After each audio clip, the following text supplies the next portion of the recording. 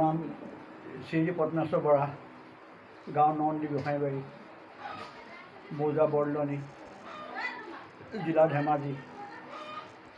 আপুনি কেনেকুৱা ধৰণৰ বেমাৰৰ ঔষধ দিয়ে? বেমাৰ মই দিওঁ, হেপানি দিওঁ, কেঁচুমৰীয়া দিওঁ, তাৰপৰা সন্তান নোহোৱা মানুহক সন্তান দিওঁ, গম পালেনে? বিভিন্নটা মই ঔষধ দিওঁ তাৰমানে আৰু মানে ধৰক আপোনাৰ টাইফয়েড মেলেৰিয়া বা যিমান মানে বেমাৰ নহয়, মই বেমাৰ দেখিলে মই কওঁ কৰিব পাৰোঁ, আনিলেই হ'ল আপোনাৰ জণ্ডিছৰ যেনেকুৱা জণ্ডিছ হওক মই আপোনাক মই ঠিক কৰি দিওঁ জণ্ডিছ। একেবাৰে ক্লিয়াৰ। মই তাৰমানে আনিলে আৰু মই আৰু মোৰ ইয়াৰ পৰা শুই যাব নালাগে। অঁ চব ক্লিয়াৰ। এপেণ্ডিছ চব আমাৰ বুলি আহিলে হ'ল। বহুত মানুহ ভাল হৈছে। মই আপোনাৰ এনেকৈ এইটো চকুতে বেলি দেখিলোঁ কৰিলোঁ আৰু ইয়াত আপোনাৰ হাতত এনেকৈ ধৰি কৰিলোঁ চমটো হয়নে পিলা চমবোৰ হয়।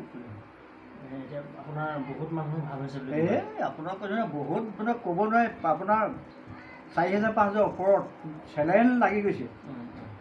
আপুনি আহিলে আপোনাৰ ভাল হ'ল।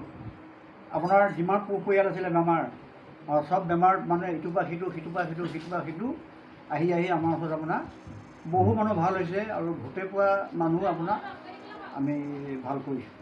কাবি চাবি দিওঁ আমি মৃত্যু মুখত পৰা মানুহকো মানে আপুনি জীৱন দিয়াইছে।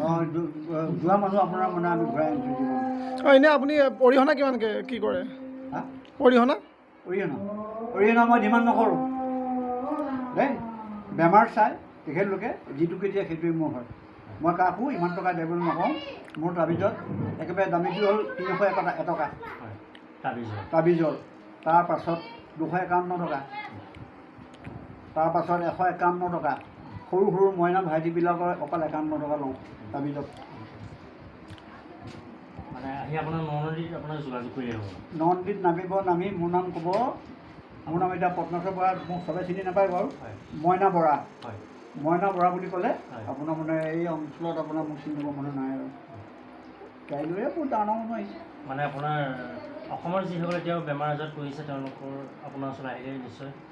আপোনাৰ কৈছোঁ ডিব্ৰুগড়ত আপোনাৰ 15 দিন 20 দিন 21 দিন থাকি ডিব্ৰুগড় মেডিকেলটো আপোনাৰ ডিব্ৰুগড় মানে ভাল কৰিছে নহয়। এই এজন ল'ৰা আপোনাৰ হায়াৰ ছেকেণ্ডেৰী পাছ কৰা ল'ৰাটো আমাৰ এওঁলোকৰ বয়সৰ ল'ৰা, তেওঁ আমাৰ ইয়াতে দেই তেওঁ মানে মৃত্যুমুখত পৰিছিলে আৰু আমাৰ এওঁ মোক ঔষধ খাবলৈ নিদিয়ে। ল'ৰাটো মৰি যাব পাৰে। তেতিয়া মই ঈশ্বৰ চিন্তা কৰি ঔষধ খোৱালোঁ, 3 বেজি ঔষধ খোৱালোঁ। ল'ৰা এতিয়া সুস্থ একদম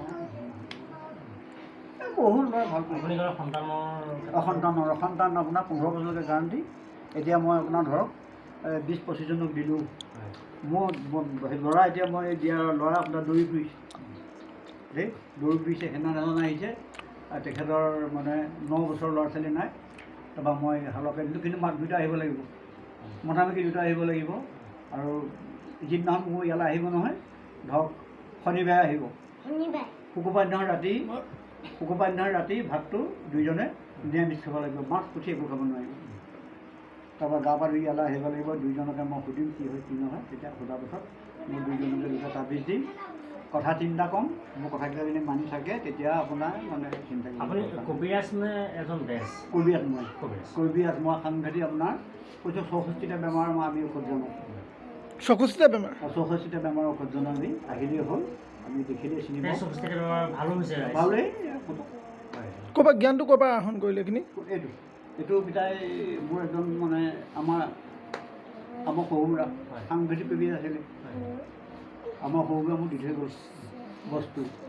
শহুৰে মোক তেতিয়া কৈছে দেই জোঁৱাই, মোক তেতিয়া কৈছে জোঁৱাই তোমাক বিল লাগে নে মাছ লাগে দেই? তেতিয়া মই ক'লোঁ দেউতা মোক বিল লাগে। অঁ ঠিক, বিল থাকিলে মাছৰ অভাৱ নাই। আৰু মোক ক'লে তুমি কোনোদিন ডিমাণ্ড নকৰিবা, যিটো কৈ দিয়ে সেইটোকে ল'বা।